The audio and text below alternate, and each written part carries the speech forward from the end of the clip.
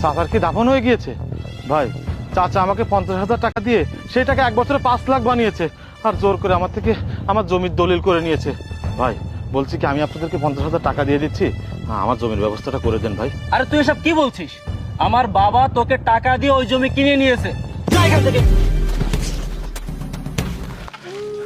হে আল্লাহ, আল্লাহ সুদখোর আলীকে তুমি কখনো ক্ষমা করো না। হে আল্লাহ, তুমি তো বলেই দিয়েছো সুদখোরকে তুমি কখনোই ক্ষমা করবে না।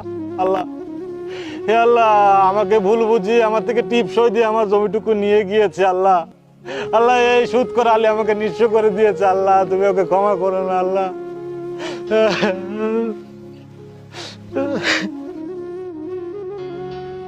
বাবারা, আগে যাস নে, কামরুলের টাকাটা দিয়ে যা। কামরুলের টাকা না দিয়ে বাড়িতে